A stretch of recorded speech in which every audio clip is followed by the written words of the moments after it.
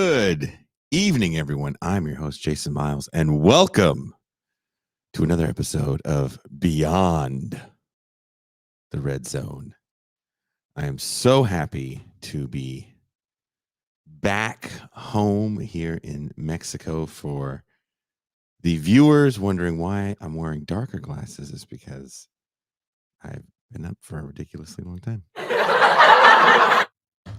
Yes, I have. Welcome, everyone. Thank you guys so much for joining me.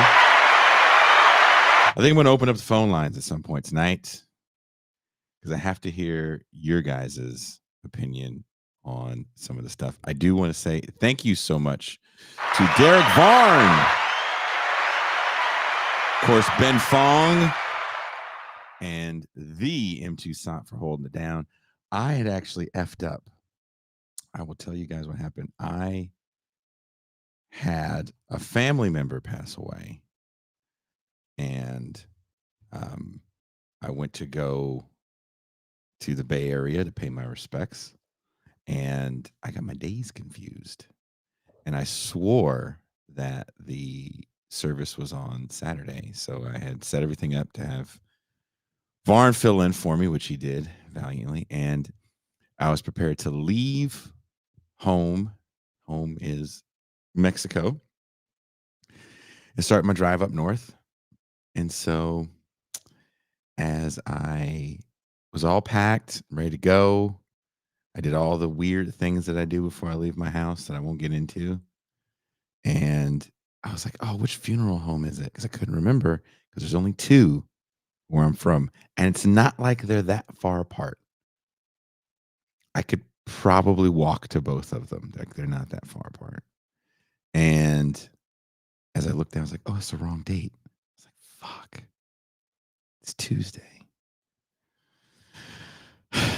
So it was like, at that point, it was like 3 in the morning. And I was like, there's no way I'm doing the show. Varn's already set up. They can do it. And then I left 1:40 a.m. Tuesday morning, got to the viewing, paid my respects, saw my young son for a little bit, and then came right back home. So another fun 30 hours of driving. Steve says, Jason with the heroin dealer chic. These are prescription glasses, Steve, because I'm blind. They look darker than they are. They're not that dark. The darker ones would have been way kind of cokeheady. And that's not the look we're going for today. Today we're going for, oh my God, I can't believe I'm still awake. So on this ridiculously long journey, it's about 12 hours, depending on border traffic and then traffic in various areas. And then, you hit weird stuff on the way. There's weird weather, and, you driving 600 some miles. I think total was a little under 1,200 this time around. And I just wanted to listen to not a podcast, but people talking, if that makes sense. And I knew once I hit a certain point where the sports radio would go out, then I could just turn on music. And usually I'm pretty bad about that. And I forgot again to charge my phone, and it died. Didn't have enough battery. So again, I had to listen to like conservative radio. If you listen to the main show, you've heard me whine about conservative radio. But also, I think more people should listen to it in this world, because if you just watch people that have someone watch conservative stuff for them so they can get like jokes for, or like hot takes for, you should listen to it for yourself, because it is way more what the fuck than even the stuff you see on shows where people talk about that stuff. It's ridiculous. But the one constant, for some reason, on the way down that I can get, there's a station. I'm not even being funny. A tower for it is near my house. I can walk to the tower for it. And it's a sports station in San Diego. And their signal can reach kind of the outskirts of the Bay Area. So when I'm going down, back down to Mexico, I get this station, and they run a lot of ESPN shows. And listening to some of the stuff these people were saying on the radio about sports, I was like, do you guys ever talk about the game itself? Or do you only want to talk about drama that you have created out of nowhere? And the outfit is very Weather Underground saxophonist.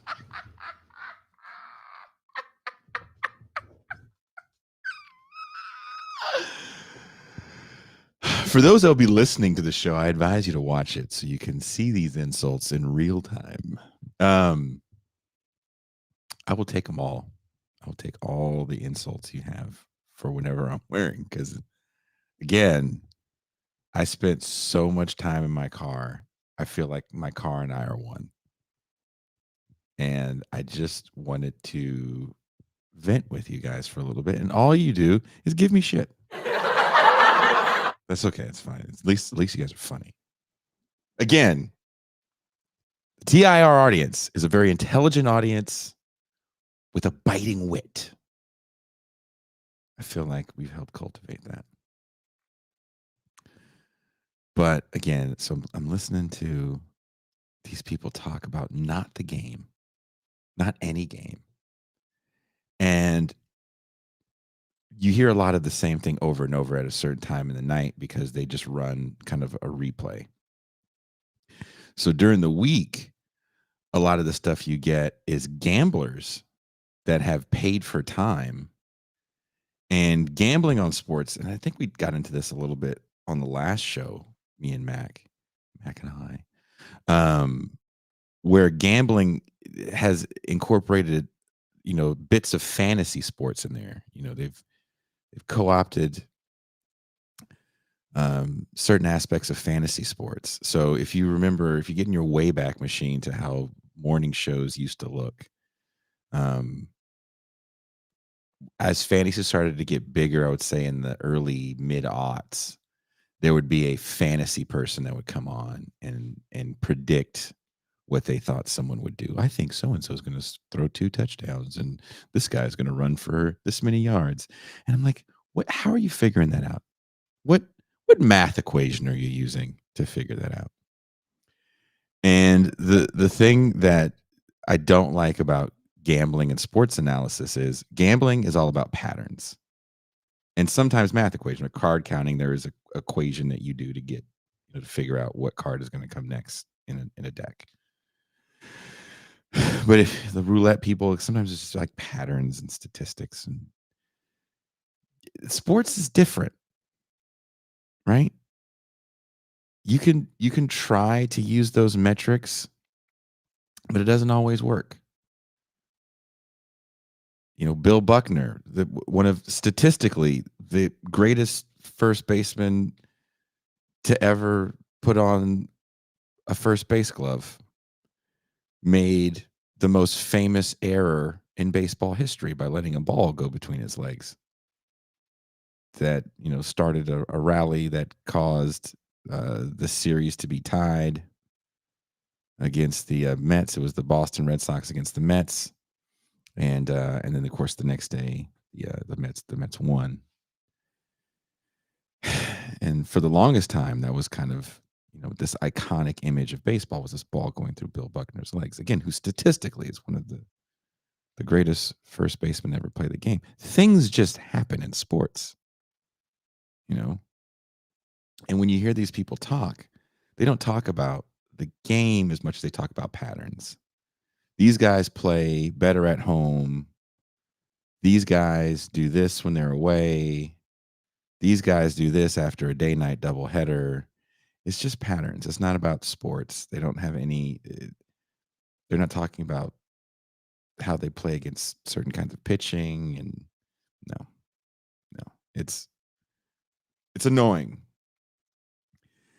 And it also, fantasy sports puts value on people, and I don't really like the way that this permeates into society. I think we kind of underestimate the power of this stuff to like permeate into society. And we spoke about this on the last episode, how a lot of these sports guys sound like they're analysts at McKinsey when they talk about the game. It's all about contracts and why you should cut a person before a term is due on their contract, which is interesting because they do this really weird both sides of the mouth thing where they're real comfortable about talking about getting rid of certain players. So, for example, in Chicago, for football, the Bears own the first pick of the draft, and there is a very good quarterback coming out of USC, one that I am very high on, named Caleb Williams. But the Bears also have a guy they spent a first round pick on, a guy named Justin Fields, who I think he's in his third year, finally started to look like he was coming around and playing pretty well towards the end of the year. Even in some of the losses, he was actually looking pretty good. But there's a lot of talk about, well, should you cut him? This is going to be a cap hit, and his contract says this. And if you cut him now for the contract, you trade him, and this, and then you get Caleb Williams, and this is like, but you're not talking about football. You're talking about cutting people for the financial benefit of billionaire owners. Why should I, John Q. regular fan, give a shit about that? They treat it as if it's this inside baseball, pardon the pun, kind of thing you should know. And these things were even added into the video games for football. There's an ownership mode where you can move a team and trade players, and you have a salary cap, and as if any of this means anything to these people, right? And I was like, when are you guys going to talk about football?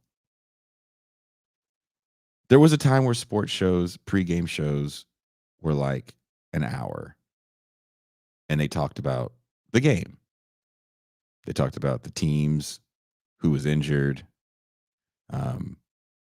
different strategies, how they had been playing, what this game means for the team, for the playoffs or standing in the division. That still happens a little bit, but there's so much drama. It's like, fucking hey, are you guys ever going to talk about the game? So if anybody watching the show has ever made the gorgeous drive, it's not really gorgeous, from the Bay Area to Southern California or vice versa, not on the 101, not on Highway 99, but I-5. Oof. And I-5 in the dark during a rainstorm,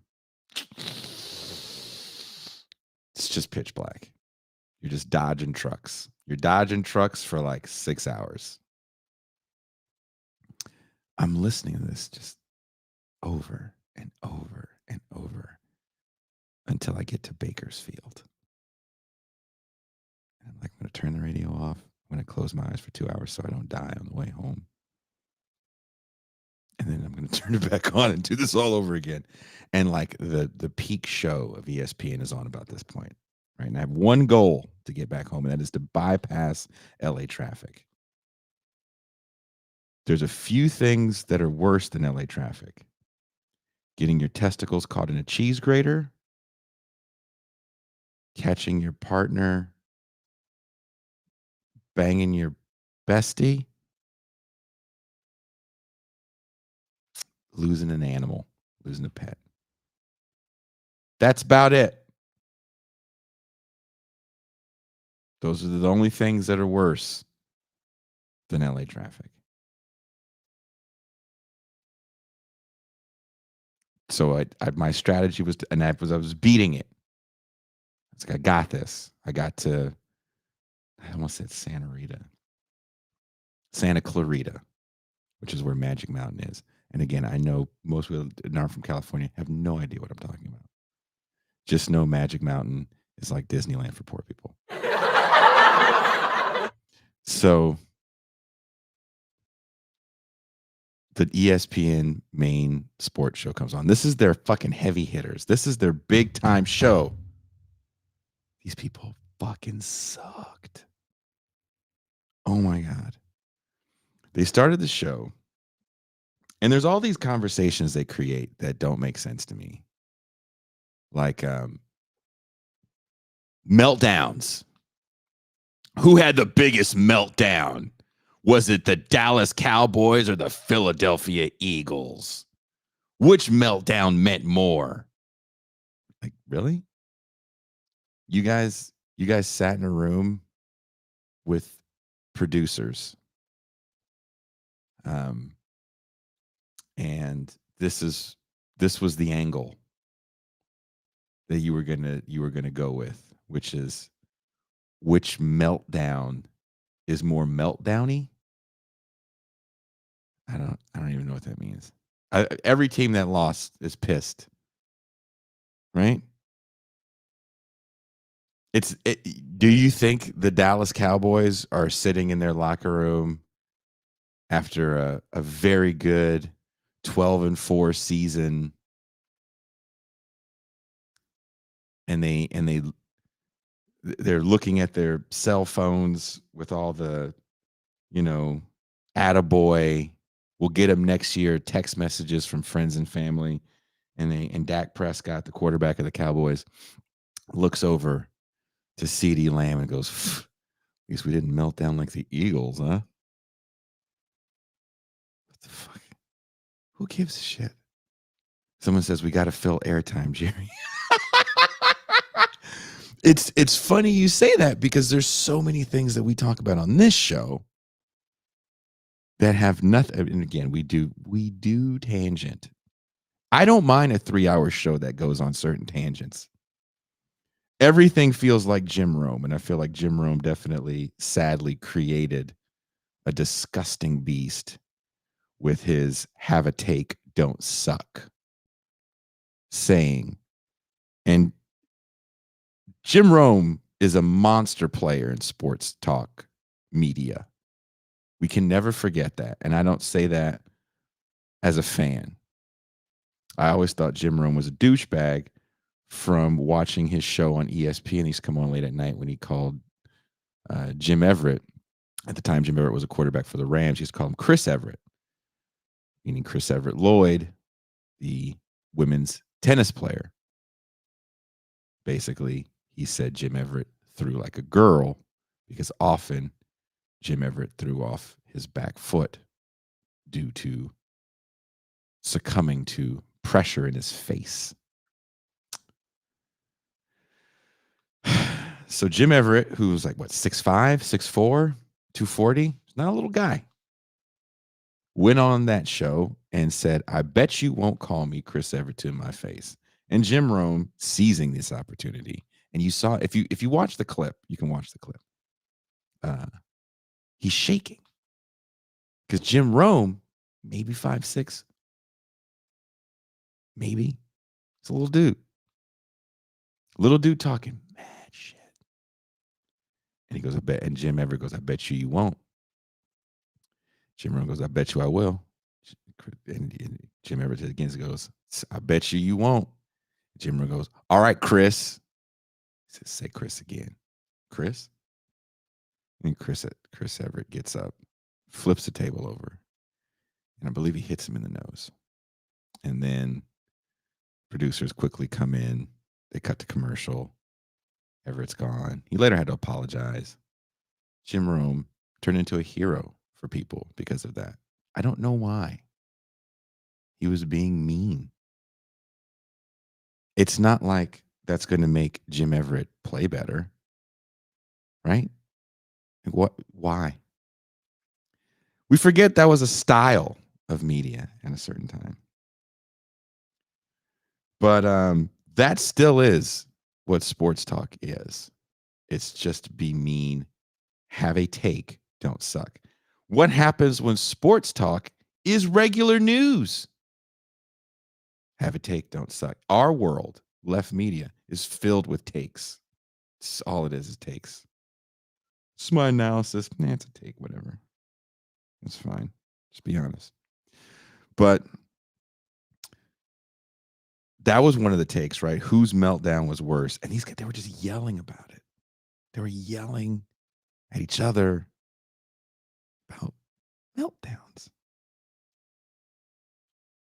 And I thought to myself, I watched the playoffs. There's a bar here in Rosarito that I go to. It's literally cheaper for me to go to the bar than to pay for like the NFL package. And I don't drink. So there's that. And it's a cool little family atmosphere, and they have TVs everywhere. And when they know you, you can watch whatever game you want to watch. So if everybody wants to watch one game and you really want to watch something else, we'll set you up over here. There's a TV right there. Watch it. And I watched all the playoff games. And you know what? Every team that lost, I think they feel pretty shitty. I think they feel like they had a meltdown. I don't know if one is better than the other. I will say that the Eagles going from sugar to shit was pretty shocking. And they just started making shit up. And then back to that whole McKinsey analogy, they started calling for firings of coaches and getting rid of players that couldn't win. And I was like, this is interesting to hear, because the morning show sets the again, you listen all day and you realize patterns. Morning show sets the tone. Whatever these people say in the morning then gets repeated in the midday, afternoon, evening, wash, rinse, repeat. And then it's a big enough show, so all the other little shows, because then as I get closer to the Bay Area, I can hear like the little shows that are, closer to where I'm from. They're echoing, the same sentiments from these mainstream shows. And so the Dallas Cowboys lost in the playoffs, and they haven't really done good in the playoffs in a long time. And they have what they're saying. The Dallas Cowboys have a playoff drought. They said the Dallas Cowboys haven't won a playoff game since like 1995 or something like that, 96. And the Eagles, who just went to a Super Bowl the past season and lost, they need to now fire their coach. That's what they said. They need to fire the coach. What? Why? What the fuck were the Eagles doing 6 years ago? Were they going to Super Bowls? Were they competing for division crowns? And then there's a few things they talk about, which I find fascinating. They go, the window is closing, right? The sense of urgency. And then they would talk about the Niners. The window is closing on the Niners because they just have to create controversy. So the San Francisco 49ers, let's just call them what they are. The Santa Clara 49ers. Like an hour and a half outside of San Francisco. The Niners looked very good for the majority of the year. Like all teams, they had some hiccups in the road. They corrected said hiccups. Players got healthy. On paper, as people say, they have an unbeatable squad. They have two guys that I call cheat codes, Deebo Samuel and son of Ed McCaffrey, Christian McCaffrey. They have a quarterback who is not a first-round draft pick, who didn't come from a school that traditionally produces quarterback talent. He didn't come from USC. He didn't come from Alabama. It's a power school, Iowa State, but he himself was not in the running for a Heisman or Davey O'Brien or nothing, right? Brock Purdy is the Niners quarterback, and he was chosen last. And that pick in the NFL draft is called Mr. Irrelevant. He gets a parade in Disneyland, right? So the talk around Brock Purdy, much like the talk that was around a guy like Tom Brady as the Patriots were winning Super Bowls, was that he's a system guy.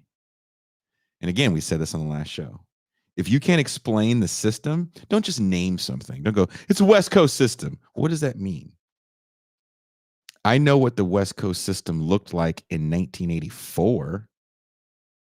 So you're saying that they're playing in a system that doesn't use the shotgun much and the pro set, 2 tight ends and crossing routes? Because I don't think that's what they're doing. He's a short pass guy. What does that mean? The entire NFL is using bubble screens and has used the screen game for wide receivers a lot in the last, 15 years? So can you explain route concepts that this offense is running? Can you explain blocking schemes? Because these are the things that I used to listen to help me understand the game. For me, football was always like chess. It's the ultimate chess game, right? When the quarterback gets to the line of scrimmage and sees the defense and has to relay to the offensive line, sometimes the receivers, and receivers see the quarterback and they have to make eye contact to know, okay, he's got inside leverage on me, so we're going to run this option route. And usually if I'm running this option route with inside leverage, I'm going to go out. There's all these things that go through everyone's head the moment they step up to the line of scrimmage. Those 3 seconds, those 10 seconds, there's so much going on right there. I love that. The defense is faking blitzes. The offense is faking motions. Coverages are being disguised. I love it. I love it. Talk about that. That's what makes football fun and interesting and cool. If someone goes to me, why do you like football? That's what I say. You know what I don't say? Pfft, drama. Give a fuck about drama? How much bullshit drama I do with my own goddamn life? Someone says, and the sacks are checkmate. Exactly, Virtuoso. They don't talk about that. They can't talk about that. They don't really know about it. Now, they've diversified the way these shows look. They used to look like, especially the HBO many moons ago had a show called Inside the NFL. I don't know if it still comes on, but when I was a kid, my dad used to be like, this is a show you got to watch. Inside the NFL. These guys played football. Len Dawson, who I wish I had the picture to show you guys. There's a great picture of him during Super Bowl I, first ever Super Bowl at halftime. He was a quarterback for the Kansas City Chiefs. He's sitting on a folding chair in the locker room of Super Bowl I, smoking a cigarette. Fucking love that picture of Len Dawson, who played for the Chiefs, won a Super Bowl for the Chiefs. I can't remember which one, 4, and Nick Bonacani played for the Dolphins. He played for the undefeated Miami Dolphins. And they would talk about the game. That's it. They eventually brought in, I can't remember who they brought in that was a little younger. They would bring in younger players from time to time because, the game had changed. These guys were playing right after leather helmets. So the game had changed on them, right? But still, there's X's and there's O's. I want to know about those X's and those O's. And again, most of the morning shows talk about it, but next time you watch a morning show, especially because it's playoff time, see how much time they actually dedicate to X's and O's and how much time they dedicate to like made up drama. So back to this Brock Purdy thing. So Brock Purdy, Mr. Irrelevant, last pick chosen. And the coach of the San Francisco 49ers is a guy named Kyle Shanahan. Kyle Shanahan's father, Denver Broncos, back-to-back Super Bowl winning coach Mike Shanahan. You know I was going to do that. But anyway, Kyle Shanahan's been around football his whole life. If you watch the San Francisco 49ers winning the 1994 Super Bowl against the San Diego Chargers, Steve Young's only Super Bowl victory, by the way, you see a young Kyle Shanahan on the sideline with I can't remember his name. He was the coach of the Broncos when they won in 2014. Gary Kubiak, who was, I think, the quarterback's coach for the Niners that year. And so he's been around the game forever. He knows the game very well. His dad had a bit of a hybrid system of what his dad had learned under Bill Walsh. And Kyle is learned from that, and is changing as the game is changing, and he's looked at as a bit of an offensive mastermind. You look at what he's done with the San Francisco 49ers. What a job that he's done. So the conversation starts out of nowhere. They go, if the Niners don't beat the Packers, who have the youngest roster since 1974, I'm like, I don't know what that means.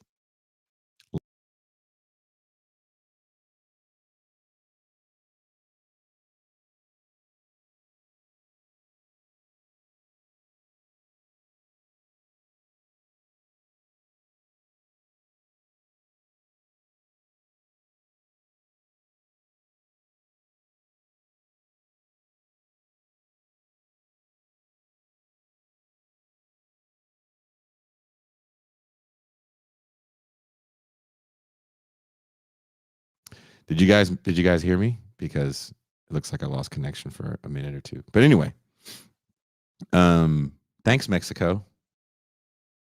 For no reason it does that. I don't know why. Bills paid. It's just the FU you get when you live in neoliberal California.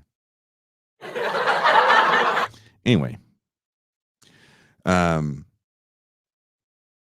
conversation they try to start is, if Kyle Shanahan and the San Francisco 49ers can't beat the Green Bay Packers, is it time to fire Kyle Shanahan?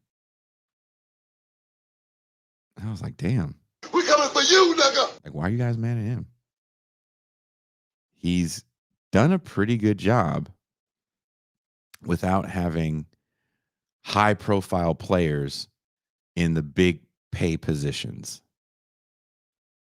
So the Niners went to a Super Bowl with Jimmy Garoppolo. For those that don't know, Jimmy Garoppolo was drafted by the Patriots some time ago as the heir apparent to Tom Brady, who just refused to effing retire over there. And the Niners got him. He just can't stay healthy. I think he was very serviceable for what they were trying to do. But when he did stay healthy, the Niners went to a Super Bowl. They lost that Super Bowl. This was a bit of a meltdown. They had a lead in the fourth quarter and lost to the Kansas City Chiefs. Patrick Mahomes and the Kansas City Chiefs. Okay, Shirley said, repeat my comment about Packers' age. So there was a whole narrative about the Packers being young. They're like, the Packers are young. This is the youngest team since 1974. And Chris Canty just kept saying this. The youngest team. I was like, well, I don't know. Tell me why that's relevant. You're not telling me why it's relevant. You're just saying it with some sort of faux urgency. Like I'm supposed to know why this is important. Right? So I'm thinking to myself, and he goes, and the Niners are getting old. Deebo Samuel, Christian McCaffrey, Brandon Ayuk. They have to re-sign these people. I was like, that's okay. The re-signing thing, I'll let you have that because that is true. You can't sign everybody. But when you think about the Niners team, how many first-round draft picks on the offensive side of the ball are stars? Christian McCaffrey was a trade. On the defensive side of the ball, the Niners were able to get some pretty good pass rushers for little or nothing. The Niners were able to put together a Madden All-Star team from some fire sales. They got Christian McCaffrey for little or nothing. They got Chase Young, a really good pass rusher, for little or nothing. They got Randy Gregory for nothing. This is three good players that are really young. They've had some injuries here and there, but I mean, it's football. You're going to have injuries here and there. And what they were trying to say was, if they don't win now, the window will close. And I was thinking to myself, what does that mean? The window closes. And I sat there and I thought to myself, it wasn't that long ago that Jim Harbaugh took the Niners to the Super Bowl with another quarterback that was not that highly regarded, coming out of a very small University of Nevada, Reno, Colin Kaepernick.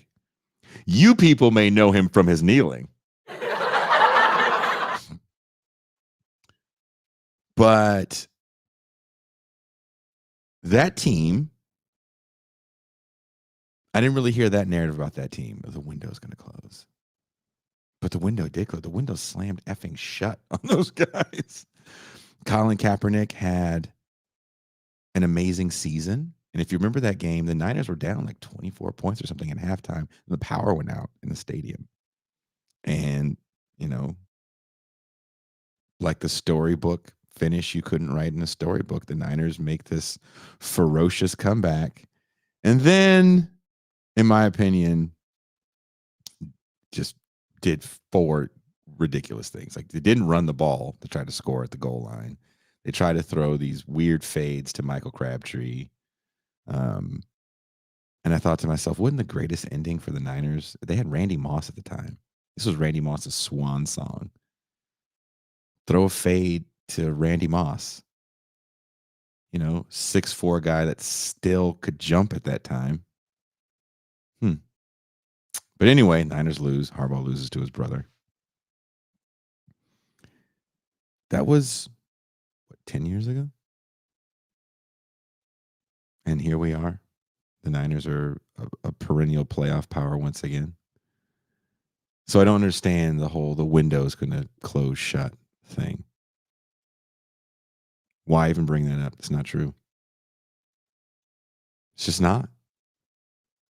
You can go from sugar to shit back to sugar so quick in professional sports due to free agency and kind of the rapid development of young players. Eliminating the 12-round draft has allowed teams to sign free agents for pennies on the dollar. So again, back to the whole Brock Purdy thing in the San Francisco 49ers, he cost them literally nothing. Your glory glamour position. He was the last player chosen. He's on a minimum deal. You can go and re-sign these veterans if you want to, or get some young, flashy guys that do similar things. So is the window really shut? Then you start the narratives about the guy that isn't from the flashy school. He's not one of the first 3 rounds of quarterbacks chosen, so he must be a system guy. All quarterbacks are system guys. Joe Montana played in a system, did very well for himself. He's in the Hall of Fame. The man that followed Joe Montana, also in the Hall of Fame, is a gentleman by the name of Steve Young, living in the San Francisco Bay Area and hating the Niners. Very important caveat. I'm not a Niner fan. I'm a football fan first. Sports fan. Football fan. Not a big Niner fan. Bronco fan. You guys know that. Anyway, the news media hated Steve Young because he was antithetical to Joe Montana. Joe Montana got injured a lot. And for some reason, people don't remember that because he wasn't that big. I used to see Joe Montana all the time when I had an office in Walnut Creek and his kids were going to De La Salle High School. He's maybe 6 feet. His playing weight, he was not 200 pounds. That was a little guy. He took some wicked hits. Who is old enough to remember when the Giants were on their Super Bowl run and Jim Burt knocked the dog shit out of Joe Montana. I think he's still afraid of anything large and blue that comes near him. Real talk.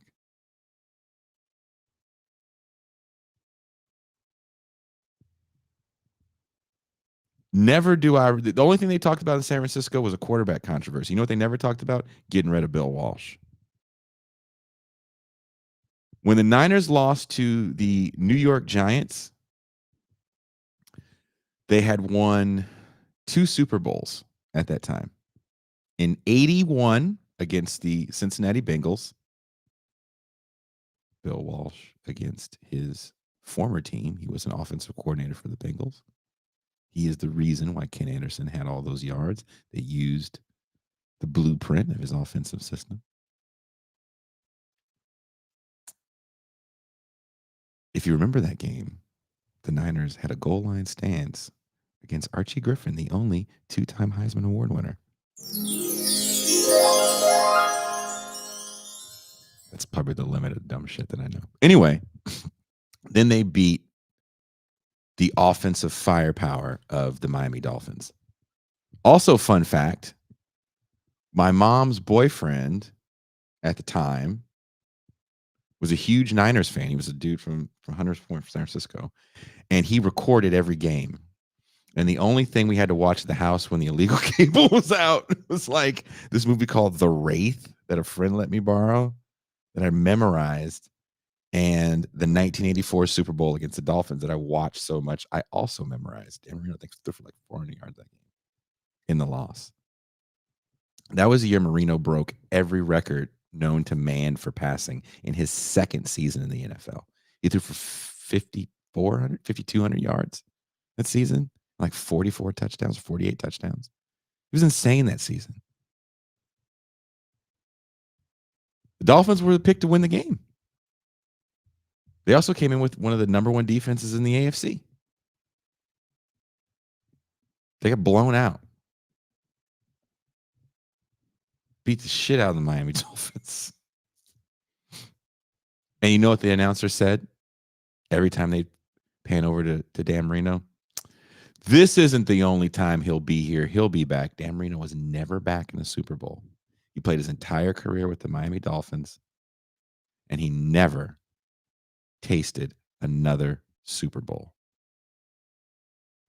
Never do I remember people saying, got to get rid of Marino.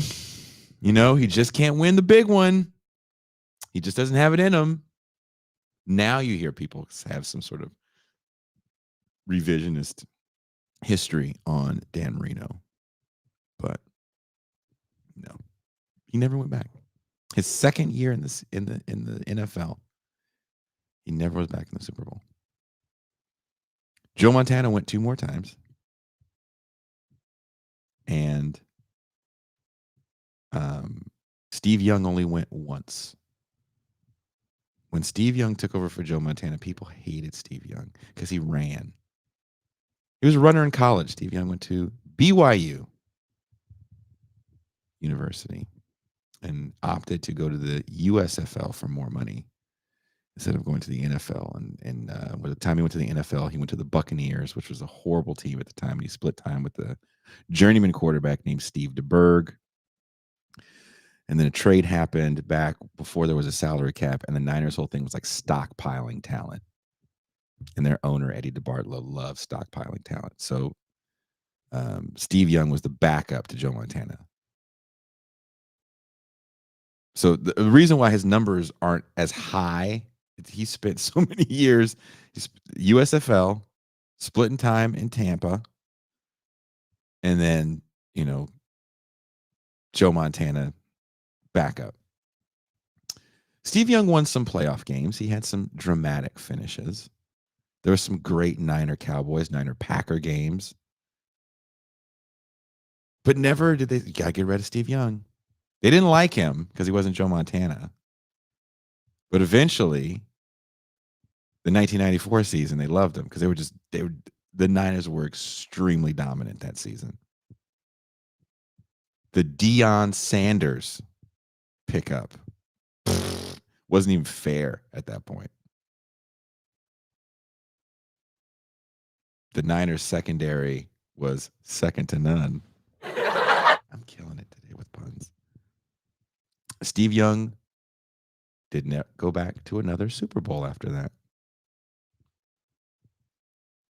That was the only time he was in a Super Bowl. Also has a gold jacket. That's Steve Young. Bill Walsh in his time at San Francisco. Early on in San Francisco, people didn't like him because this was an unorthodox thing. And the Niners have been bad for a while before he got there. If you look at those early seasons with Joe Montana and Dwight Clark, they're not very good. It isn't until the 81 season, which is kind of like, oh, whoa, look at these guys. 82, they don't really do much. 83, in 84, they win the Super Bowl. 85, they lose to a very good Chicago Bears team. Forget that. But Bill Walsh, in his time in San Francisco, went to and won 4 Super Bowls. It's pretty good. It's pretty good. Bill Parcells, another coach, at his time with the New York Giants, who also weren't very good. His quarterback, Phil Simms, who I believe has a gold jacket. He might not, but I think he does. Went to a very small school at Morehead State. Didn't have a lot of the accolades coming out of college. No one talks very much about Joe Morris, their superstar running back. That was like 5'5". Didn't have the longest career, but very productive while he was playing. But we know the Giants in the Bill Parcells era for toughness for some reason. I don't know why. And Lawrence Taylor in that defense. They went to 2 Super Bowls in his tenure with the team. That's it. Just 2. They lost a lot in the playoffs. Sometimes they didn't even make the playoffs. But there wasn't the 24-hour news cycle. There wasn't an everyday football channel that needed to create drama for drama's sake. Because sports are cyclical, right? There's football season, it's over. And then we talk about basketball. And then we talk about baseball. We talk about track and field. Shit, it's an Olympic year. No, we got to talk about made up bullshit drama. And I was thinking there's all this. There's like Kyle Shanahan can't win the big game. Got to get rid of him. I was like, give him a chance to see what happens. The Hall of Fame is filled with people that have never won the quote unquote big game. Again, Dan Marino is in everyone's conversation about the greatest quarterback of all time. You know who's never in anyone's conversation about the greatest quarterback of all time, unless you're a fan of this fucking team? Troy Aikman. I've never heard anyone say Troy Aikman is one of the greatest quarterbacks of all time. Why? Statistically, he had really good numbers. He was efficient with the football. Emmitt Smith never ran for 2,000 yards while he was with Dallas, so you can't say it was strictly Emmitt Smith. People say, well, he had a great team around him. Again, back to Joe Montana and Steve Young. Look at all the Hall of Famers they played with on both sides of the ball. Hall of Famers on the offensive line. Hall of Fame coaching staffs they played with.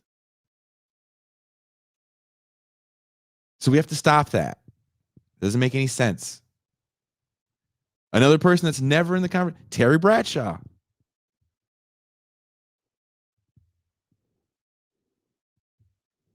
I've never heard anyone call him a system guy. He was to a certain extent, right? 4 Super Bowls Terry Bradshaw has. Troy Aikman has 3. Steve Young has 1. Aaron Rodgers. Everyone loves Aaron Rodgers. Aaron Rodgers, this. How many Super Bowl wins does Aaron Rodgers have? He has 1. He has 1 Super Bowl victory. He's got a lot of good seasons, some MVP seasons where he didn't do shit. Team lost in the playoffs. It's a team sport. One guy can't do it all. He can't throw it and catch it to himself, and he can't sack the opposing team's quarterback. It's a team sport. Last I checked.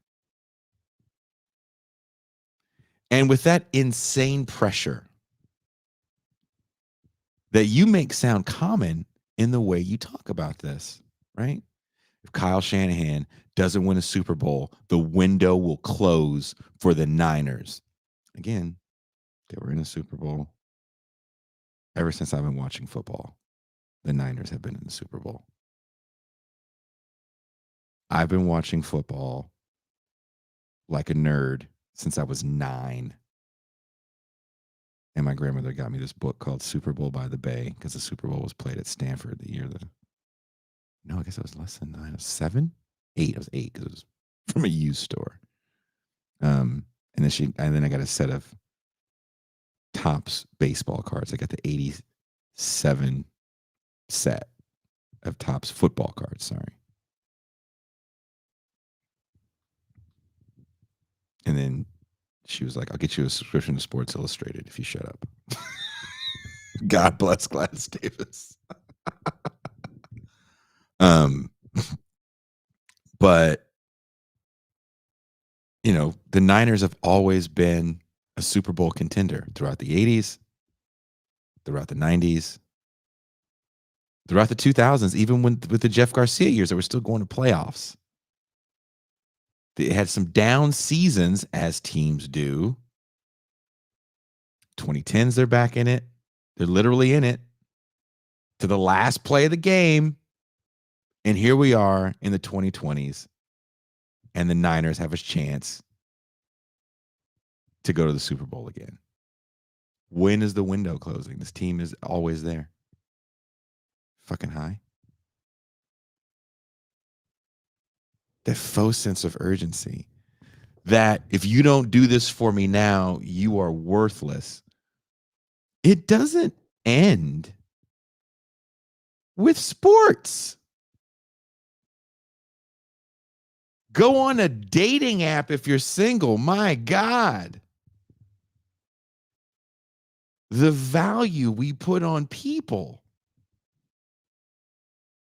The quickness we have to say people are worthless.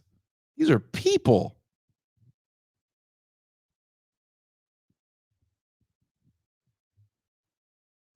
I don't dig it. I do not dig it. David says, I really enjoy watching Moss, though. Dynamic player. It was amazing seeing him at Marshall. If you were at Marshall when Moss was there, do you remember his quarterback? Chad Pennington. Rhodes Scholar. Chad Pennington. Shirley. Shout out to Shirley. What am I doing so good that Shirley's here? Jerry Rice is the greatest wide receiver. Surely there's someone that'll be like, Jerry Rice played in the system and blah, blah, blah, blah, blah, blah, blah. Jerry Rice used to piss me off. I'm a Denver Bronco fan. In 1990, I was 13. I think I was in the 8th grade. And my father, who didn't have much money, had got me this orange Bronco hoodie. I wanted it. And he was, it's one of the few things he doesn't remind me of that he bought me. Did you guys have dads like that?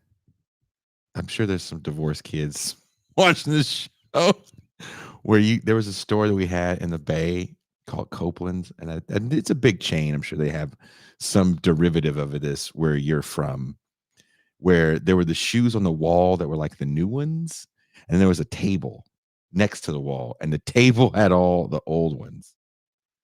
And so it was like my dad would be like, I'm going to buy you shoes for school. And my parents are divorced. My dad's going to help by getting me shoes. So I immediately go to the wall. I'm looking at all the things on the wall, and there's Jordans, and there's all kinds of shit. And then he's like, don't look at the wall. nigga. This table is calling your black ass. This table says $29.99. But anyway, I had this orange, this bright orange Bronco hoodie, and everyone was a Niner fan. When the Raiders left, everybody was a Niner fan because the Niners won. And they were always in the news. Jerry Rice was doing the Pee Wee Herman in the end zone. Ronnie Lott was beating the shit out of people over the middle. Keena Turner was sacking everybody. This is before Merton Hanks and his goofy ass neck. This is before Dion comes on the Niners.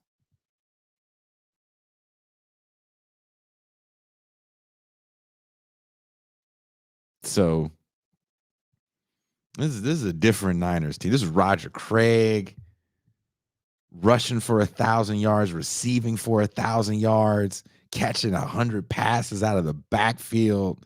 This is Tom Rathman catching like 50 passes and blocking.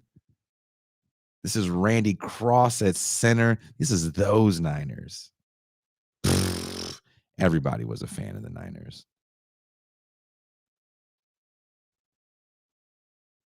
Kushlik says, then you know you're old. You goddamn right, Kushlik. 46 years young, goddammit. You only live, I don't want to say it because it's so cliche. You really only live once. I was at a funeral for my cousin. The woman wasn't that old. 54 ain't old. A very lively woman.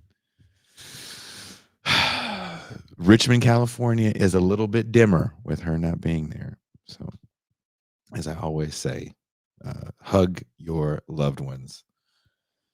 Also, as I wear these sunglasses, you guys can't see me tear up, so that's also cool.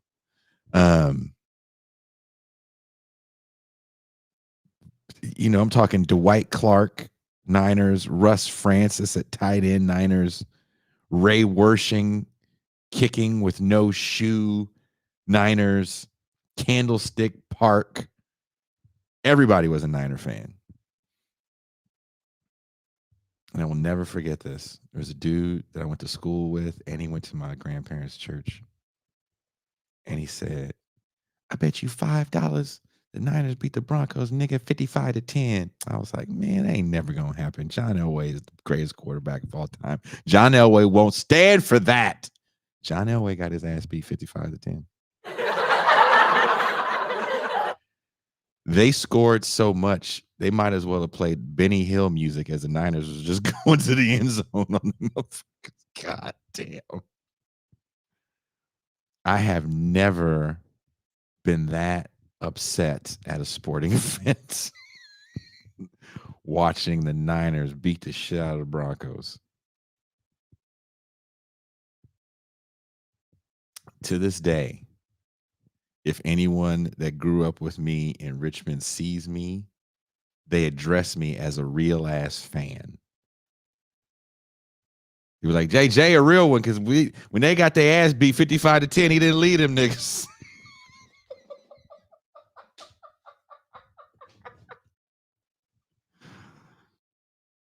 Thank you for the virtual hug, Alex. And I'm Dropboxing that stuff tonight and tomorrow.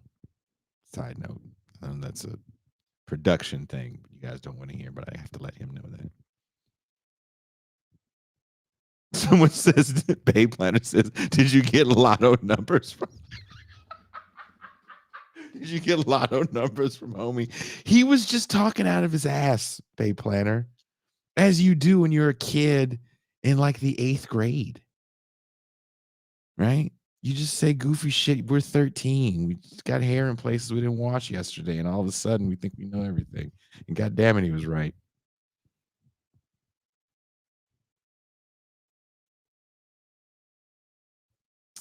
The coach that followed Bill Walsh, George Seifert, won 1 Super Bowl. Or no, did he win 2? No, he won 1. Because he wasn't the coach in 90. Oh, he was the coach in 90. So he won 2. Someone double check that. I think Seifert came on in 90 because I think Bill Walsh retires after the Niners beat the Bengals on Joe Montana's 90-yard drive, where Jerry Rice just dominated that game. We talk about greatest wide receiver of all time. Jerry Rice dominated that game against the Bengals. He's the MVP of that Super Bowl. And the Bengals were a really good team. They had a really good defense. Boomer Esiason was just slinging it that year. They had a great play action game. The Bengals were one of those teams where you're just like, oof. There's a great show that I wish these shitty pundits would watch. And the NFL channel put it out, and it started, oh God, maybe 10 years ago now. It was called The Missing Rings, because they do a thing every year for the Super Bowl where they do this journey, a team's journey to the Super Bowl. And I'm one of these kids that just, I don't want to say I'm a student of football. I'm just a fan. And if you guys remember, if you're old enough, and I'm sure Claw's old enough to remember this, my mom I just want to let you guys know for the auto listeners, my mom has chimed in, who sadly I didn't get a chance to see. I was only up in the Bay Area for an extremely short time. Says, how do you remember all this stuff, huh? Love you, Mom. Because I have never drank. A very good friend of mine named Ray Selway looked at me one day and goes, this is what happens when you never do drugs or drink. You remember all this stupid shit. So that is why. You want to know why? That is why. You'd be surprised. But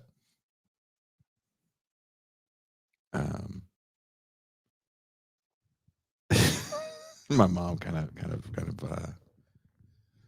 threw me off. Where were we going? Someone remind me where we were, because now I totally forgot. Thanks a lot, Mom. You know I'm emotional right now. But the Missing Rings. So the Missing Rings is about teams that didn't win the Super Bowl. Their journey. Because, they do the Super Bowl thing, and the guys were like, we started, and they show them during the camp, or maybe they lost like a year before, right? I love the 97 Broncos one, because in 96, the Broncos were just dominant. And I knew they were going to win. They lose the first round of the playoffs. They had home, or their first game of the playoffs. They had home field advantage. They lost to the Jaguars. I'm still pissed about that. And I don't remember hearing people talking about firing Mike Shanahan, and I don't remember hearing people talk about John Elway's too old and can't do this. I don't remember him talking about blowing up the team. I don't remember hearing them talk about the windows closing. I don't remember that at all. Next year, the Broncos won the Super Bowl. They beat a very good Packers team, who was 2 touchdown favorites. But anyway, the Missing Rings is about the teams that just didn't get it done.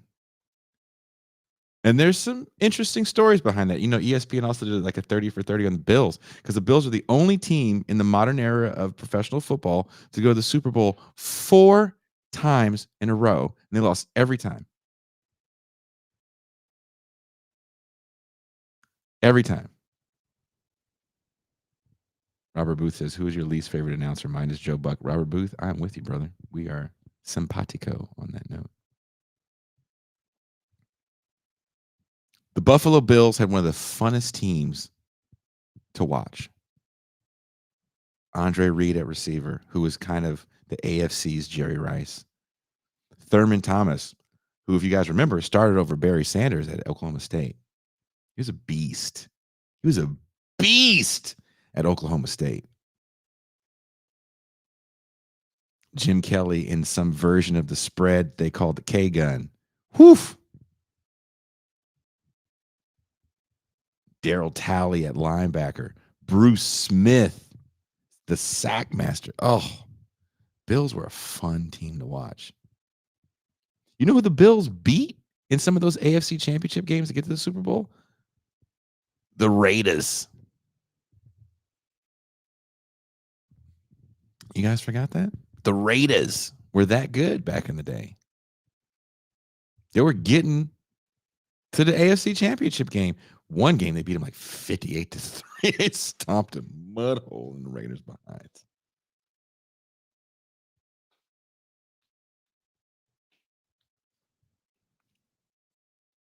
But I don't remember after the second Super Bowl loss the Bills suffered to the Washington Redskins, if I'm not mistaken. I could be wrong. Pretty good Redskins team.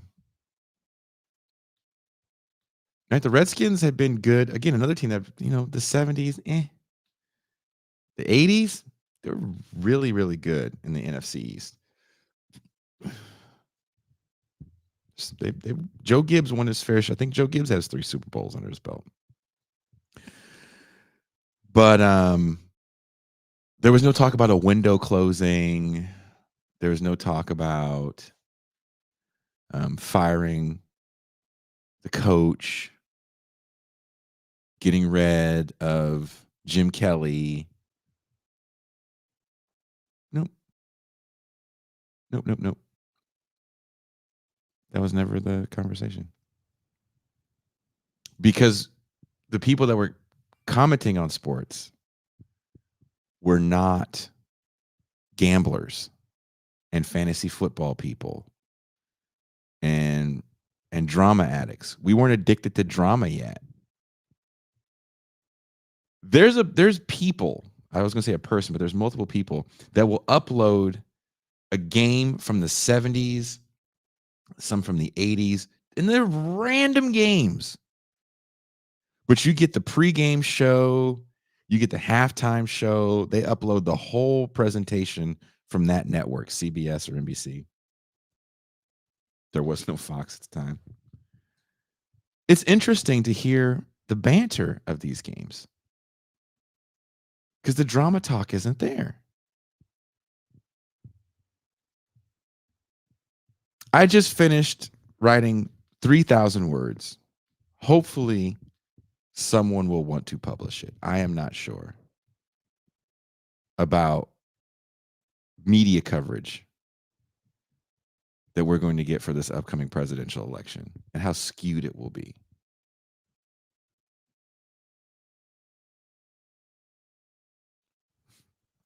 Because narratives will have to be created, much like these people were just creating narratives on the effing fly this morning.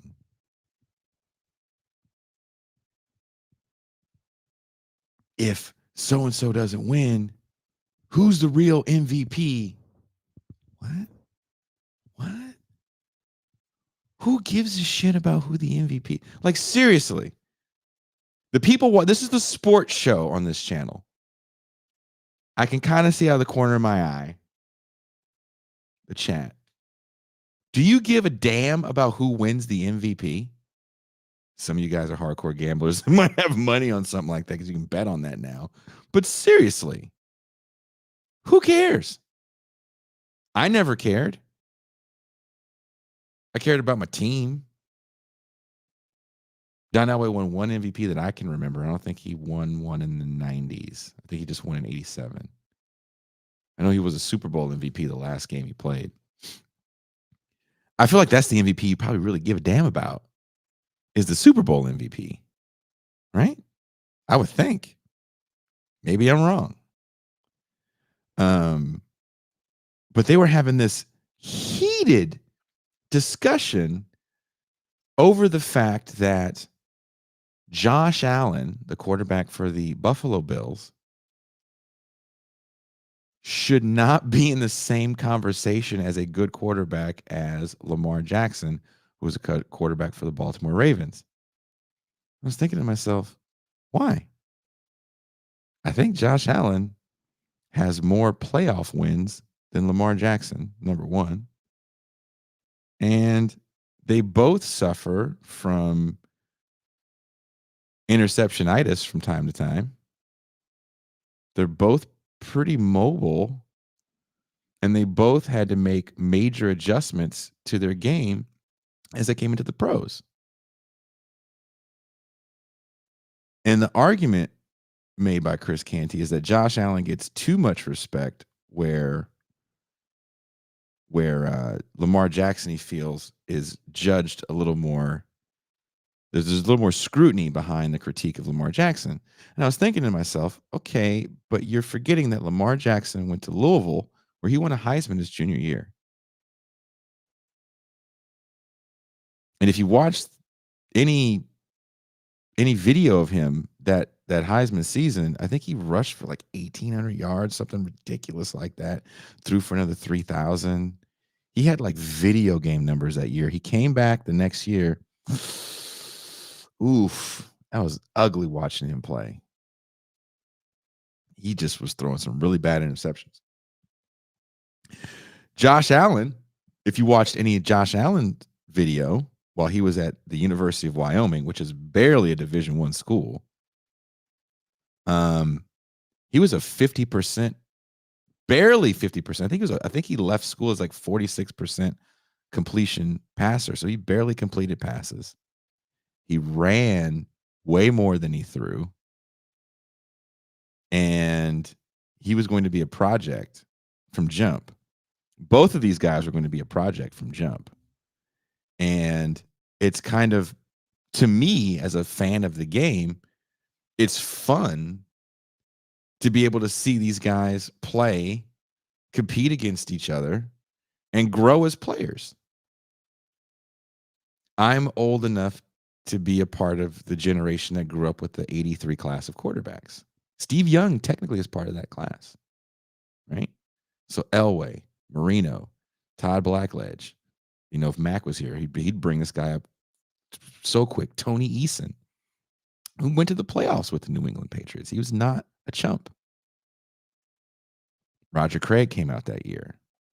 Darrell Green, the cornerback for the Hall of Fame cornerback for the Redskins, comes out in that 83 draft. That draft was filled from top to bottom with so much talent.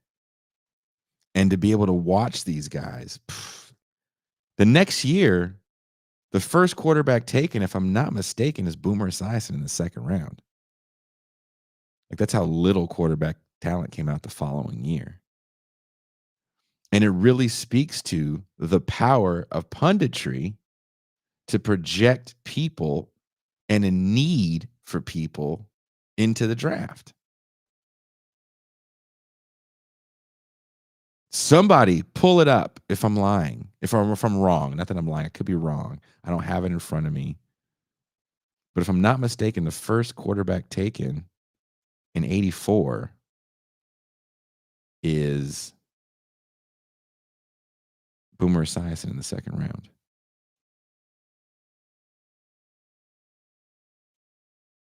There's got to be somebody that can look that up. I'd be very shocked if there's a quarterback taken in the first round in 84. I cannot remember who that would have been. But if there was no quarterback talent, you didn't effing draft a quarterback. Not anymore. You have to. There's always someone coming out in someone's mind. It's like, nah, man.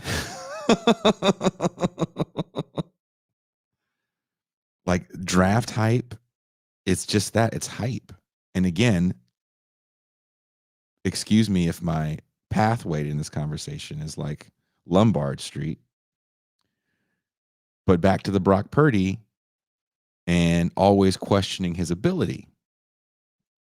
Tom Brady, by the time he won his third Super Bowl, and I think Mac brought this up. David Epps, thank you, David. 84. Boomer Esiason was drafted at 34, first quarterback drafted. Tom Brady didn't really start getting respect as a quarterback and not a system guy or benefiting from a strong defense until like his third Super Bowl victory in New England.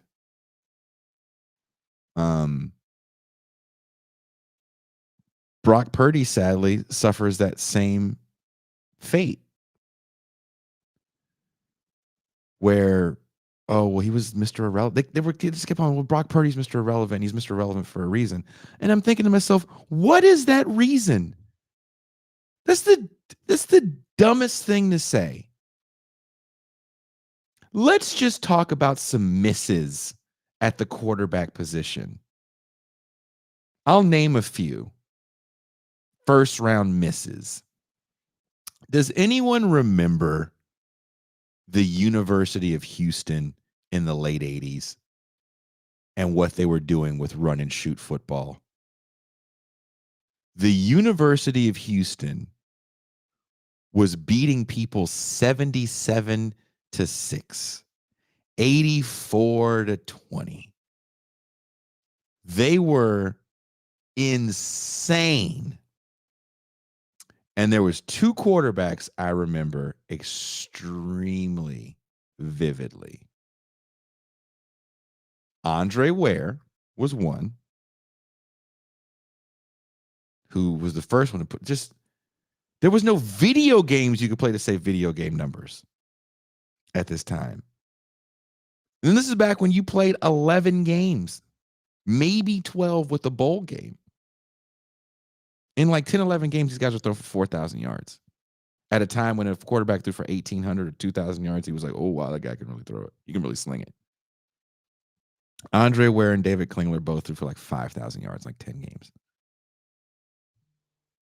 But because of the offense that they played in and because of the way the game was structured back then, you would have to fit into a system. If you had the tools, height, arm strength, pretty good peripheral vision, the ability to process information extremely quickly, which they thought these guys had in spades because of the quickness of the system in which they operated in college, it would transfer over to the pros.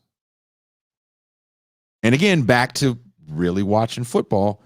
I remember when David Klingler got drafted by the Bengals, if I'm not mistaken, in 89, 90. Was it 90? He got drafted by the Bengals. They had to teach him how to do a 7-step drop. He didn't know how to do it, which was very common for football back then, right? This is still run-heavy NFL. He couldn't do a 7-step drop. He had to learn footwork. Your first-round draft pick had to learn footwork. And there was the news show, the sports pregame show, showing you how difficult it is for this guy to take 7 steps backwards. He couldn't do it. Now the game is a little more formatted for the strengths of the player. And we, the fans, are benefiting from that. If Jim Harbaugh would have told Colin Kaepernick, who had played in a very interesting offense in Reno, it is the coach of Reno, I don't know if he's still there, that created something that's very common you see in the NFL now. To this day, you see it in the NFL called the pistol, where you're not all the way back in shotgun. There's a running back behind you. And certain running backs really liked the pistol because they could, please don't tease me, they could hit the whole square. Chris Alt, thank you, Joey. Klingler picked 6 in 1992. Thank you, David. I knew it was in the early 90s. I couldn't remember exactly the year. So the pistol was this hybrid formation that just allowed Colin Kaepernick to do some ungodly things at the University of Reno, Nevada. I think he threw for like 10,000 yards in his time there and ran for like 4,000 or 5,000. I think I've said this on the show before. The white family I lived with for a while, I watched a lot of college football there. So me and the dad watched college football, and I was like, hey, there's this guy named Kaepernick. And so he was like, I really like that Kaepernick. Because, live on the West Coast, you get these Mountain West games later. They actually bought tickets to a bowl game in San Francisco to go see Colin Kaepernick play his last college game.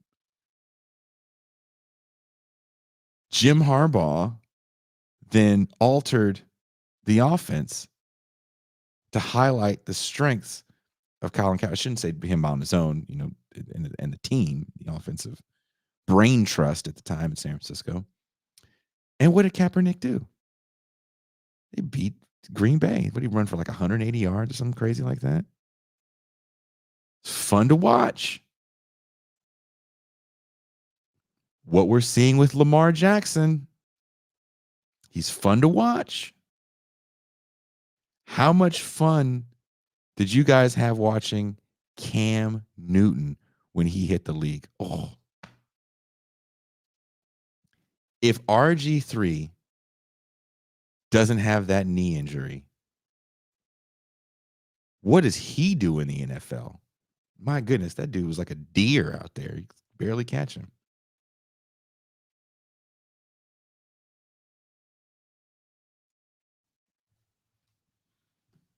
I don't hear too much talk about that on these shows. Maybe that's boring to people, and I'm sorry if I'm boring. It looks like few people that are watching right now about this kind of talk. But again, this is why I'm not watching the game to hear about Cam Newton. He cries on the sideline, and he got in a fight with the receiver, and he's not getting along with the coach because you think that. Again, if you watch a game, at the end you'll see something says writers, storyboard editor. There's a narrative. If so and so throws an interception, cut to the quarterback because that's part of the storyline we have, that he's not a good winner. He's a sore loser.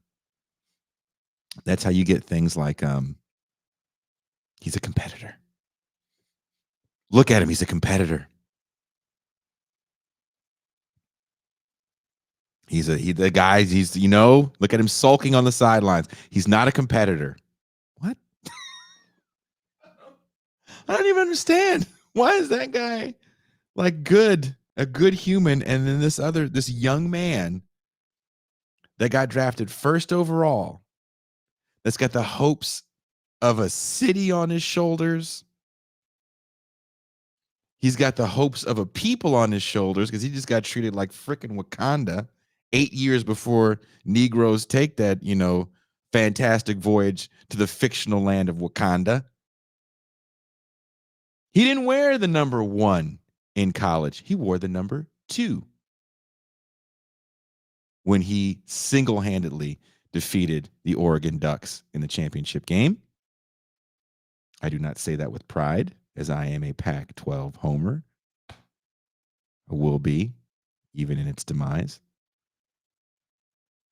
He wore the number 1 as some sort of homage to Warren Moon, who is still shocked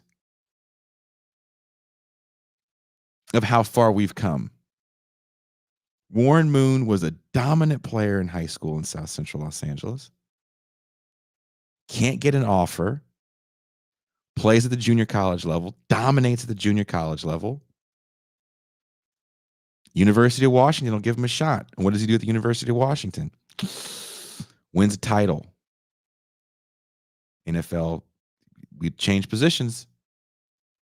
You black guys just don't make good quarterbacks. We've tried it a little bit here and there. You guys just don't process information the way that these other dudes do. That wasn't the thought across the board. We forget that there were black quarterbacks in some teams. Vince Evans played. I can't remember the black quarterback in the 70s. That was a quarterback of the Rams. Joe Gilliam for the Steelers. Who Terry Bradshaw was terrified of. He was Joe Gilliam. To this day, he's like, that guy was way better than me. We forget that era. The 1 was, again, an homage to Warren Moon. So this kid is sitting there with all of that on his plate. You don't get drafted number 1 by the best team in sports. You get drafted number 1 in football. There's no lottery, by the worst team in the league. So Cam Newton goes to the worst team in the league and just is throwing bombs and running for touchdowns and giving the ball to kids in the stands. At one point, I think when Cam was injured one year, he rescued somebody from a car accident. And what was the narrative around Cam Newton? He's a bad dude. Look at him. He puts a towel over his head when he makes a mistake. That's not what a leader does. Interesting. You are asking a 22-year-old young man, I'm not going to say child, I'll say young man, to go up to 28, 29, 30-year-olds and tell them what to do? You let me know how that works out for you. I'm being serious. There's some parents watching the show right now. James Harris, thank you, Dr. Claw. There's some parents watching the show right now. And if you had a 20-some-year-old child try to tell you what to do, even if they're right, and I don't care what color you are, you're going to give them the nigga, please. Right? In your own way. Everybody has it.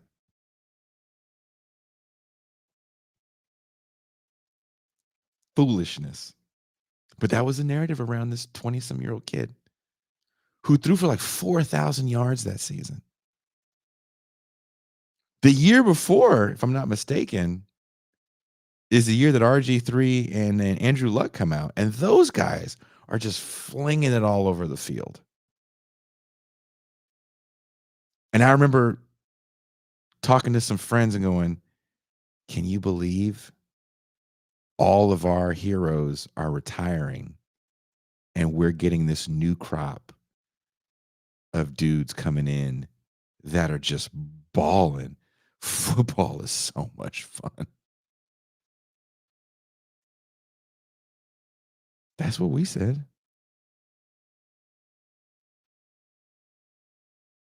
Bay Planner says Cam Newton's wardrobe bars him from opinions taken seriously. I believe we did the Cam Newton thing on the Champagne Room. Cam Newton's clothes are hilarious. I don't know if he has a voodoo mammy that dresses him or a pop locker from the 70s. But whoever is dressing Cam Newton, if you're pranking the world, you, my friend, are the new Andy Kaufman, because that shit is hilarious. Someone says the refs let Cam get roughed up. Yeah.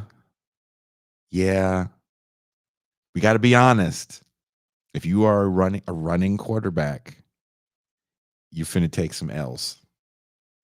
You finna get destroyed. Somebody says hot dog on a stick.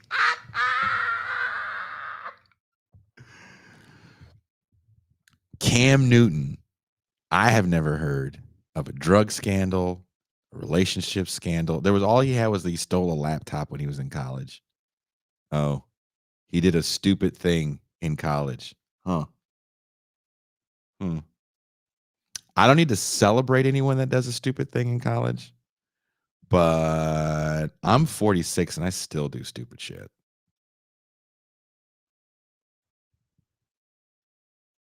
So, if that's all you got is that he did something stupid in college, like stole a laptop, then that's not much. Someone asked, is Josh Allen the new Cam Newton? No, I think Justin Fields might be the new Cam Newton. I say that because he takes so much punishment because he runs so much and he's asked to do a lot. Cam Newton took a team to the Super Bowl that was not ready for the Super Bowl. The Denver Broncos defense beat Cam Newton in a way that I've never seen grown people beat up on other grown people. Like, that looked like an assault.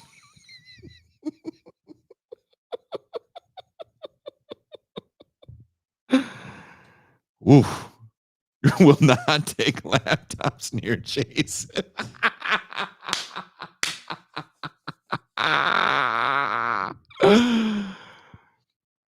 Joey's a buzzkill. Joey, I don't know why you're a buzzkill, but you are a friend to this show with this comment. Josh Allen is the new Dante Culp. Remember Dante Culpepper? That 6'6" giant country bitch, just flinging it all over the place. Wasn't as good as Randall Cunningham, though. Oof.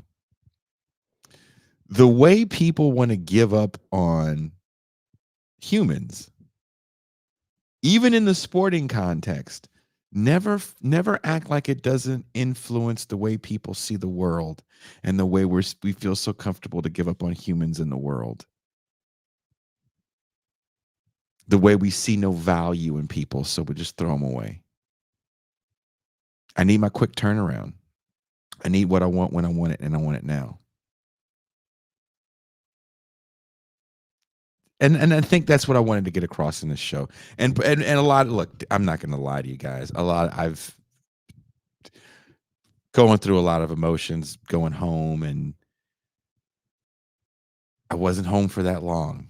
Actually, home is here, so going up north. My daughter likes this coffee creamer that you can only get here in Mexico. I feel like she made that up, but I don't know. I'll take her word for it. And so I never bring gifts for her because she's an adult. She's 25. And I did have a gift for my 5-year-old.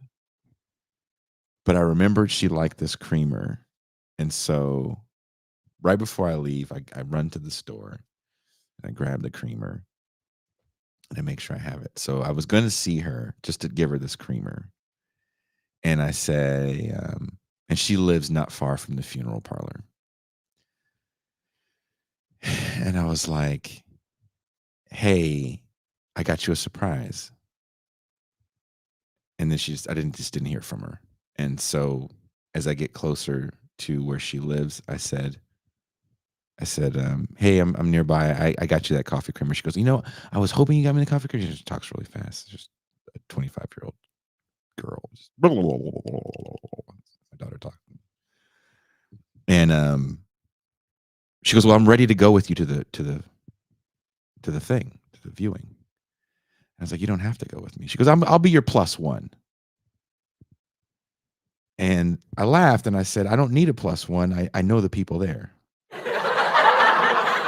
You may not know the people there, but I know the people there. Because you know how it is when it's a cousin, it's kind of a distant cousin. Your kid wasn't always brought up. You know how it is. You guys know how it is. And she goes, no, I'm dressed and ready to go. Where are you? You close? Okay, I'm outside. She was outside. She was waiting in the rain. And I'm glad she came. I didn't expect it. I thought I was going to be there and see a few family members here and there. And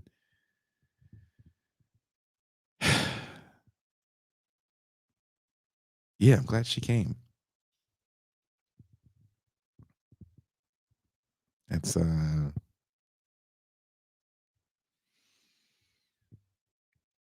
I feel lucky that that's my kid. So I want to say that on air that I'm my kids are all right.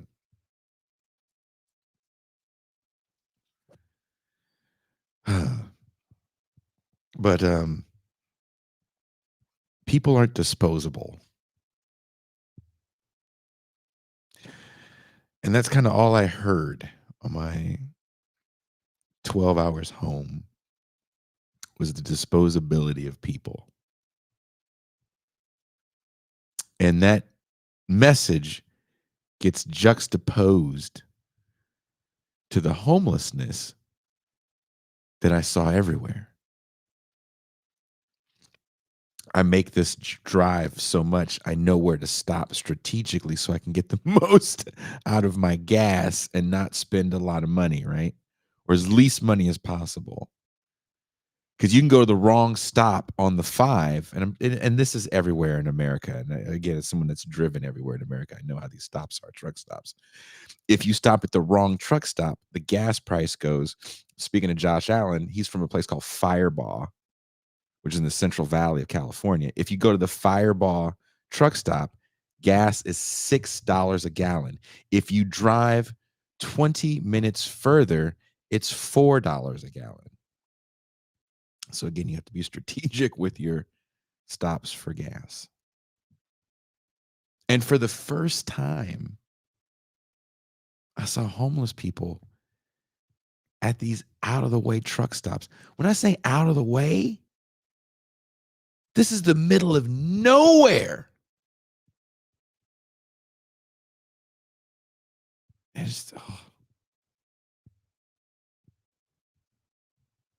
people aren't disposable.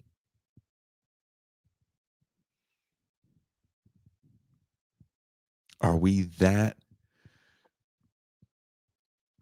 seduced by neoliberalism that we actually have values that we put on people? A use value?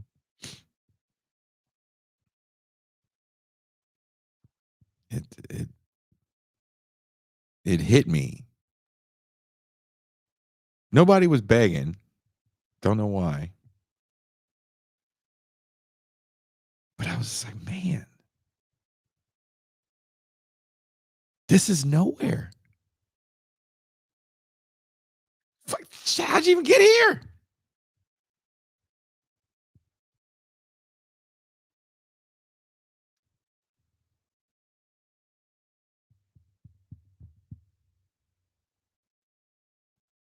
Yeah.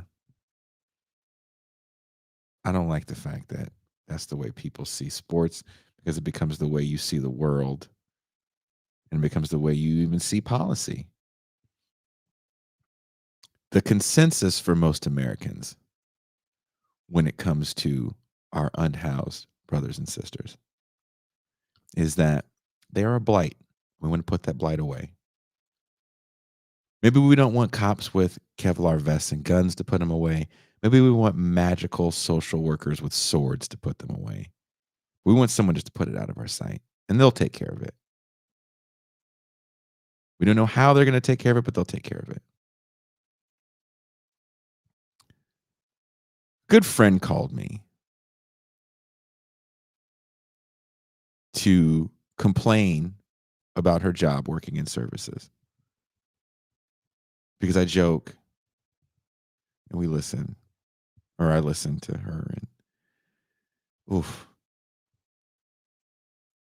she's not a leftist like most people that work in services.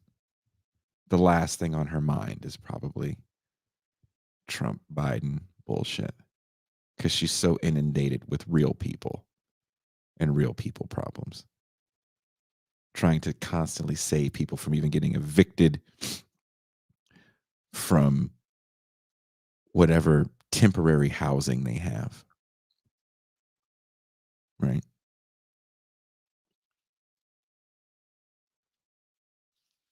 And a constant talking point with a lot of people on, Democrats and Republicans when it comes to unhoused people. And it's very true. As someone that works in that world, it's true. Is that these people don't want housing. Mm, yeah, kind of. But it's not in that way that you think they're like these untitled or entitled individuals and they want like perfect situations. You have to understand if you're an authority figure, and you're talking to a homeless person that's been chronically homeless, that was born in prison or in foster care at a young age, any authority figure, anybody with a clipboard, all you've done is take. You've taken them away from their mother and father. Maybe you took them out of a good foster care back with a parent who put them out on the street. Maybe you took them from one shitty foster home to another shitty foster home. Maybe you took them from a shitty house to a juvenile detention facility. Maybe they were in a house and they got kicked out of that for the smallest infraction or a paperwork error. There was one woman my friend was telling me about that she goes, she knows the language like she's in a program, but there was no program that she was attached to. I had to call the people and say, hey, this lady says she's supposed to be in your program for a year. And they go, oh, yeah, our bad. We forgot for a year. For a year.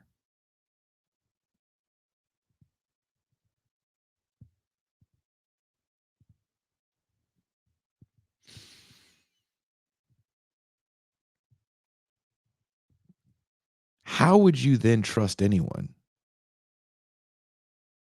Because that's all you have.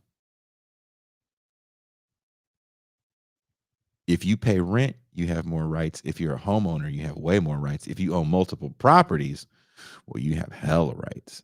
If you don't own shit, you get treated like a child. Just let's marinate on that for a second. I'm gonna end the show soon. I've been whining too long. But you get treated like a child. You have to ask for permission for everything.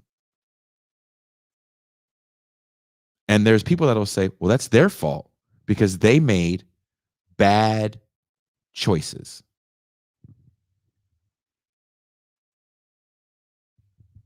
We've all made bad choices. Everybody listening to the show, the motherfucker talking to you on this phone, we've all made bad choices.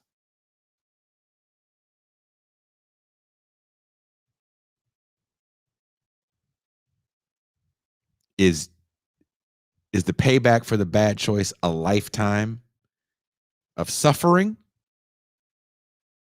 Does that make one feel better? Again, I tell you guys all the time, I know people that have committed crimes and they've served their entire sentence. Buddy, he has a podcast out here. Got caught with some dope, sat down in federal prison for 10 years, served his entire sentence, 120 months, did the whole wop, got out, got deported. Yes, even Ben Burgess has been arrested. Got out, got deported. Lifetime, can't go back. Can't see your kids when you want, can't see your family when you want. Your world was not over here because you left not on your own volition. You got snatched up and taken into a country. You had no say so on that. If there is a debt to society that you were supposed to pay, you paid it. You didn't pay it so good you got out early. You paid the entire thing off. You paid all the motherfucking interest on the debt.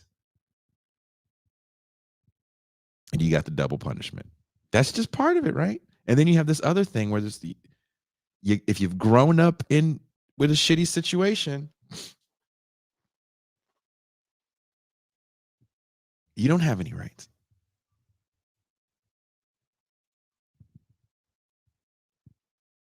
You don't. My friend is telling me about this facility she works at. It's an apartment. And she goes, there's no washer dryers in the place yet. And the area of the Bay Area that it's in is extremely suburban. So guess what there's not? Wash houses. Because why would you have a laundromat in a super suburb? That doesn't make any sense.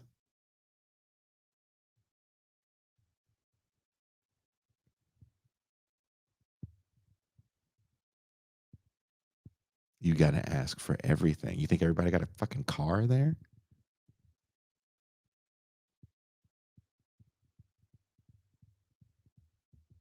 Right? Maybe staying in your car in a tent on a fucking street corner under an awning.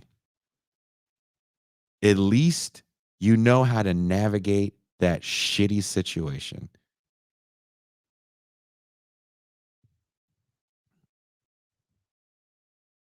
And you can have a little bit of dignity and be in a little bit more control of your life, or at least feel that way. Right?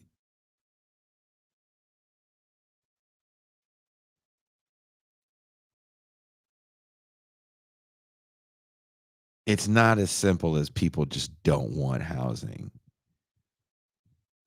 It's that they don't trust us.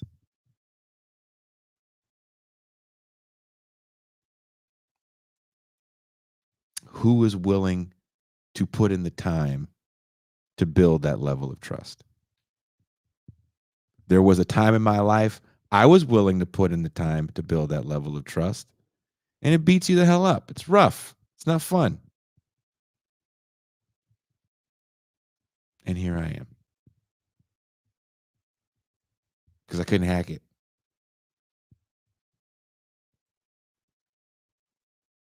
Maybe that's why I left.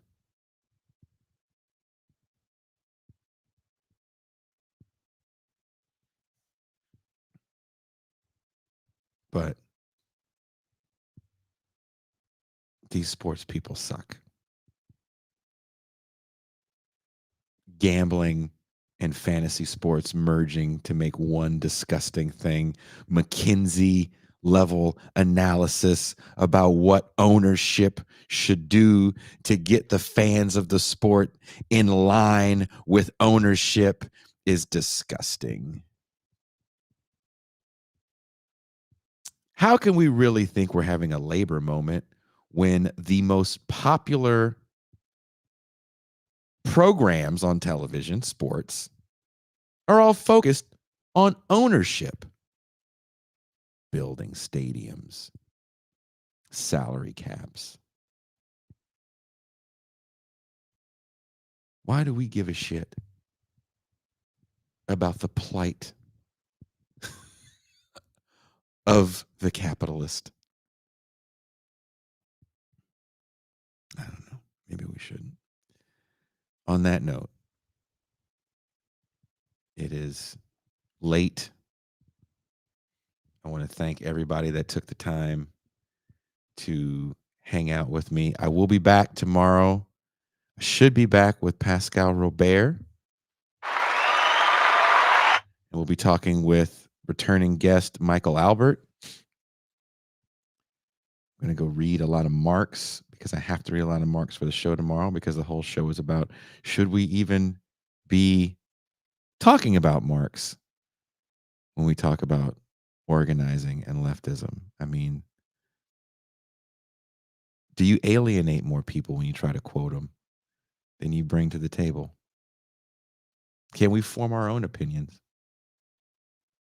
Right? So that'll be the show tomorrow. It should be a good show. I'm excited for that. And then Friday, we're going to have movie night.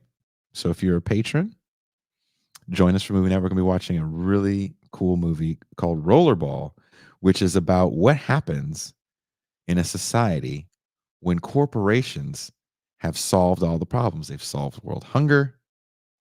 They've solved war. But people are addicted to this violent game called Rollerball. And then we're watching the original James Caan version. So the scenes that you see in the what I'm going to play for the outro video, that's Rollerball, not that LL Cool J shit. We are not watching that. Right? Gross. So I forgot to put the post up for movie night. I will put it up tonight for patrons. If you guys enjoy what we do here at TIR, we have some great shows coming up next week as well that I'm really excited about. We'll be talking about Argentina's fascist past. Like, there's a lot that we're doing. I got so much reading to do. Amber A. Lee Frost is coming on the show in a couple weeks. Talk about her new book. I'm trying to make it happen as best I can for you guys. So if you enjoy what we do here, at the very least, can you give the show a like? Can you hit subscribe? If you really, really like what we do and you have the means and you feel so inclined, become a patron.